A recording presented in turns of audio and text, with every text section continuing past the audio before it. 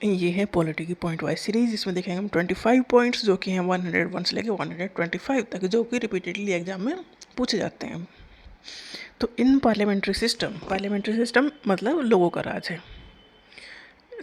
In parliamentary system of government the president is the nominal executive authority and the prime minister is the real executive authority. तो real में power है prime minister के पास, जैसे घर का मुखिया तो जैसे प्रेसिडेंट की तरह मान लो, मतलब उससे पूछी जाती है सारी चीज़ें, बट करने वाला जिसके जो पैसा कमाता है वही, उसकी ही बातें ज़्यादा चलती हैं। इसी तरह से प्राइम मिनिस्टर के ज़्यादा डिसीजन फॉलो होते हैं। तो प्रेसिडेंट को वो इन्फॉर्म करते हैं हर चीज़। तो प्रेसिडेंट एक नॉमिनल एग्जीक्यूटिव अथॉरिटी रखते हैं और प्राइम मिनिस्टर के पास रियल अथॉरिटी है। Prime minister shall be appointed by the president. देखो वो अपनी मर्जी से तो बन नहीं जाएंगे प्राइम मिनिस्टर, चाहे जो पार्टी जीती हो, तो उन्हें एक लीगल वे में एक प्राइम मिनिस्टर बनाया जाता है। तो उन्हें अपॉइंट करने की जो पावर है वो प्रेसिडेंट के पास है, अथॉरिटी पावर प्रेसिडेंट के पास है। तो प्राइम मिनिस्टर को कौन अपॉइंट करते हैं? President. And other minister shall be appointed by the president on the advice of the prime minister. देखो प्राइम मिनिस्टर को अपॉइंट किया है प्रेसिडेंट ने, और जो दूसरे मिनिस्टर्स हैं उन्हें भी प्रेसिडेंट ही अपॉइंट करेंगे, बट उसकी सलाह प्राइम मिनिस्टर देंगे कि इसको ये मिनिस्टर बनाना है, उसको ये वो मिनिस्टर बनाना है। काफ़ी अच्छा क्वेश्चन ये है कि टोटल नंबर ऑफ मिनिस्टर कितने होने चाहिए इंक्लूडिंग प्राइम मिनिस्टर। तो council of minister should shall not exceed 15% of the total strength of the Lok Sabha. Lok Sabha की जो टोटल स्ट्रेंथ है उसके 15% से ज़्यादा मिनिस्टर्स नहीं होने चाहिए। ऐसा नहीं है कि हम पूरी पार्टी को मिनिस्टर बना देंगे। तो जो टोटल स्ट्रेंथ है लोकसभा की उसके 15% से ज़्यादा मिनिस्टर्स नहीं होने चाहिए, इंक्लूडिंग पीएम भी उसी में इंक्लूड होते हैं। और ये आया provision 91st constitutional amendment act के थ्रू, जो क्या है 2003 में, कि जो भी लोकसभा की स्ट्रेंथ है उसके 15% से ज़्यादा मिनिस्टर्स नहीं बनेंगे। 2003 में ये अमेंडमेंट आया, 91st कॉन्स्टिट्यूशनल अमेंडमेंट एक्ट ये था। काफ़ी अच्छा क्वेश्चन है, रिपीटेडली पूछा जाता है। कितने मिनिस्टर मैक्सिमम होने चाहिए? 15% से ज़्यादा नहीं होने चाहिए, टोटल स्ट्रेंथ का 15%। और उस टोटल स्ट्रेंथ में पीएम भी इंक्लूडेड है। ये अमेंडमेंट आया 2003 में by 91st constitutional amendment act. Council of minister shall be collectively responsible to the Lok Sabha. Minister को आंसर किसे देना है? लोकसभा को देना है, क्योंकि लोकसभा से ही उन्हें पावर मिली है, और लोकसभा को पावर मिल दी है पब्लिक ने, क्योंकि लोकसभा में जो भी एमपी हैं वो पब्लिक के रिप्रेजेंटेटिव हैं। जो सैलरी और अलाउंसेज हैं मिनिस्टर्स की, वो भी डिटरमाइन करते पार्लियामेंट, मतलब पार्लियामेंट के पास पावर है, मिनिस्टर से ज़्यादा है, क्योंकि मिनिस्टर्स तो उन्हें इसलिए बनाया कि वो उस मिनिस्ट्री को या डिपार्टमेंट को संभाल लें। तो पावर किसके पास है बनाने की? वो पार्लियामेंट के पास है। पार्लियामेंट के पास पावर कहाँ से आई? लोगों ने उन्हें वोट देके वहाँ पर पहुँचाया है, मतलब लोगों ने अपने रिप्रेजेंटेटिव वहाँ पर भेजे हैं। If A minister is not a member of either house of the parliament, मतलब पार्लियामेंट के दो हाउस है, लोकसभा एंड राज्यसभा, अगर वो किसी भी हाउस का एमपी नहीं है, मेंबर नहीं है, तो भी मिनिस्टर बनाया जा सकता है, बट 6 महीने से ज़्यादा के लिए नहीं। 6 महीने के अंदर उसे किसी न किसी हाउस का मेंबर बनना पड़ेगा। मतलब बाहर से कोई मिनिस्टर बन सकता है जो एमपी नहीं है, पर 6 महीने से ज़्यादा के लिए नहीं बन सकता। काफ़ी अच्छा क्वेश्चन है। The president administer the oath of office and secrecy to the ministers. President ही ओथ दिलाते हैं मिनिस्टर्स को।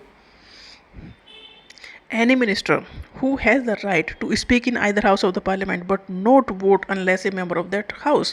देखो मिनिस्टर्स हैं, वो लोकसभा का मेंबर होगा या राज्यसभा का मेंबर होगा, मतलब एक ही हाउस का मेंबर होगा डेफिनेटली। तो वो दोनों हाउस में जा सकता है, बोल सकता है, बट वोट नहीं डाल सकता। वोट उसी हाउस में डालेगा जिस हाउस का वो मेंबर है। When the prime minister resign, जब प्राइम मिनिस्टर रिजाइन कर देता है तो काउंसिल ऑफ मिनिस्टर डिजोल्व हो जाती है। मतलब उस हेड ने रिजाइन कर दिया, मतलब उसकी फिर पार्टी, उसके जो काउंसिल ऑफ मिनिस्टर्स है वो उसमें डेफिनेटली इन्वॉल्व नहीं होंगे। अगर प्राइम मिनिस्टर ने रिजाइन कर दिया तो काउंसिल ऑफ मिनिस्टर अपने आप खत्म हो गई।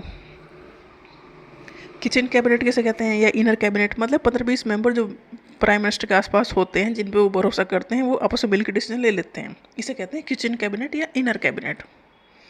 ये हाईएस्ट डिसीजन मेकिंग बॉडी होती है।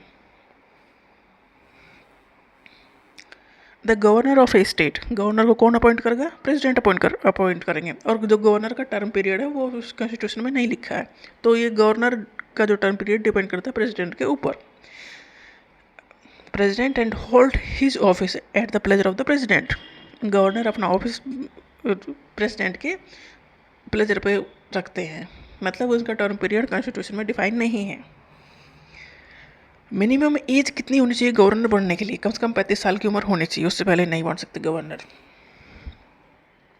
To become governor he or she should be an outsider, that is he or she should not belong to the state where he is appointed. देखो, governor अगर आपको बनाया जाता है तो आप जिस स्टेट के जिस स्टेट के हो उस स्टेट का गवर्नर आपको नहीं बनाया जाएगा, क्योंकि फिर आप पॉलिटिक्स में इंटरफेयर करोगे। तो गवर्नर बनने के लिए पहली बात तो ये है 35 साल की उम्र कम से कम होनी चाहिए। दूसरी बात ये है कि आप उस स्टेट के गवर्नर नहीं बन सकते जिस स्टेट्स को आप बिलोंग करते हो। There is no bar to a person being appointed governor more than once. एक इंसान को गवर्नर एक बार बना दिया, दूसरी बार भी बनाया जा सकता है, मतलब दूसरा टर्म उसे दिया जा सकता है। Governor can resign at any time by addressing a resignation letter to the president. अगर गवर्नर को किसी केस में रिजाइन करना है तो वो प्रेसिडेंट को एक अपना रेजिग्नेशन लेटर देंगे। मतलब अथॉरिटी किसके पास है? प्रेसिडेंट के पास है। गवर्नर नॉमिनेट करते हैं 1/6 of members of the state legislative council from amongst person having special knowledge in literature, science, art, cooperative movement and social service. देखो, जैसे कि सेंटर में है लोकसभा एंड राज्यसभा, ऐसे ही 4-5 स्टेट्स में है state legislative assembly and legislative council.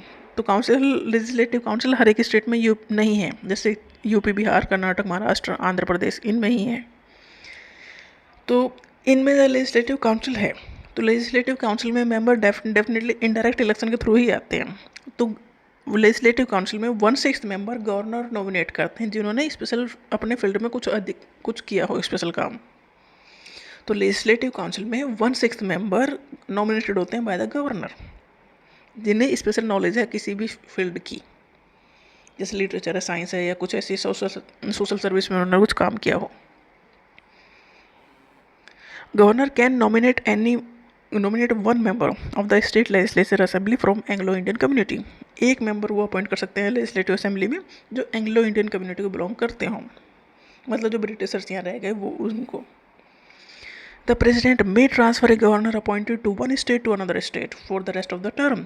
President के पास इतनी पावर है कि गवर्नर को वो एक स्टेट से दूसरे स्टेट में भेज सकते हैं। मतलब अब इस स्टेट का गवर्नर है, उसे 2 साल यहाँ पे छोड़ दिया, फिर अगले टर्म 2 साल के लिए दूसरे स्टेट का गवर्नर बना दिया, तो ये पावर प्रेसिडेंट के पास है। Governor acts as the chancellor of the university. देखो, गवर्नर यूनिवर्सिटी का चांसलर के फॉर्म में होते हैं, जैसे कि वो होते हैं ना वाइस प्रेसिडेंट, ऐसे ही गवर्नर का काम है। तो जो एक्स्ट्रा काम है ये सारे वो करते हैं। तो स्टेट में जो यूनिवर्सिटी है उनके चांसलर गवर्नर होते हैं और वाइस चांसलर वो फिर चुनते हैं। He also appoint vice chancellor of the university in the state. देखो, चांसलर तो वो हैं सारी स्टेट की यूनिवर्सिटीज़ के, ठीक है, बट कोई तो वहाँ काम करने वाला चाहिए जो प्रेजेंट हो, तो वाइस चांसलर वो चुनते हैं वहाँ पर। The governor has been made only a nominal executive. जैसे पावर प्रेसिडेंट के पास है सेंटर में, ऐसी ही पावर गवर्नर के पास है स्टेट में, क्योंकि रियल काम तो सीएम या चीफ मिनिस्टर कर रहा है। Chief minister and council of minister he real power रखते हैं, बट उन गवर्नर को चीज़ें इन्फॉर्म की जाती हैं या उनसे पूछा जाता है, डिस्कस किया जाता है। तो गवर्नर के पास जो पावर है वो नॉमिनल पावर है, और सीएम या काउंसिल ऑफ मिनिस्टर के पास जो पावर है वो रियल पावर है। The chief minister shall be appointed by the governor. Chief minister को अपॉइंट करते हैं governor definitely, and other minister shall be appointed by the governor on the advice of the chief minister. Chief minister को appoint करेंगे governor, और दूसरे ministers को भी appoint करेंगे गवर्नर, बट उसमें एडवाइस देंगे CM, chief minister. On the death of the chief minister, अगर किसी केस में चीफ मिनिस्टर की डेथ हो गई तो the ruling party usually elect a new leader and the governor has no choice but to appoint him as chief minister. अगर किसी case में मान लो चीफ मिनिस्टर की डेथ हो गई तो जिस पार्टी को मेजोरिटी मिली है, जिसके वो सीएम है, वो पार्टी दूसरे कैंडिडेट को सीएम बना देगी, और गवर्नर को उसे ओथ दिलानी है, उसको गवर्नर का उसमें कोई से नहीं है। The salary and allowances of the chief minister are determined by the state legislature. State की जो असेंबली है वो डिफाइन करती है या डिटरमाइन करती है कि सीएम की कितनी सैलरी होगी या क्या क्या उसे अलाउंसेस मिलेंगे। A person who is not a member of the state legislature can be appointed at the CM for 6 month. देखो, ये दोनों जगह, सेंटर में भी स्टेट में भी है। अगर कोई लेजिस्लेचर का मेंबर नहीं है, एमएलए नहीं है, तो 6 महीने से ज़्यादा वो मंत्री नहीं रह सकता, या मंत्री या चीफ मिनिस्टर नहीं रह सकता। 6 महीने के अंदर उसे स्टेट लेजिस्लेचर का मेंबर बनना पड़ेगा, नहीं तो 6 महीने के बाद वो मंत्री या सीएम के पद से अपने आप ख़त्म हो जाएगा। तो 6 महीने से ज़्यादा के लिए कोई भी ऐसा मेंबर जो कि एमएलए नहीं है, सीएम या मिनिस्टर्स नहीं बन सकता 6 महीने से ज़्यादा के लिए। 6 महीने के लिए बन सकता है बस। The council of ministers shall be collectively responsible to the state legislative assembly. देखो काउंसिल ऑफ मिनिस्टर किसको आंसर देगी? असेंबली को, लेजिस्लेटिव जो असेंबली है उसे आंसर देगी। क्यों? क्योंकि वहाँ पर मेंबर्स हैं, एमएलए हैं। एमएलए वो हैं जो उस स्टेट को रिप्रेजेंट करते हैं, क्योंकि हर एक एरिया से एक एक मेंबर चुन के आया है वहाँ पर, तो पब्लिक ने उन्हें भेजा है, तो पावर पब्लिक के पास है, पब्लिक ने पावर दी है एमएलए को। अब एमएलए क्वेश्चन पूछेंगे मिनिस्टर से, क्योंकि मिनिस्टर काम करवा रहे हैं। तो council of minister collectively responsible है to the state legislative assembly. Question पूछा जाता है, काफ़ी अच्छा क्वेश्चन है।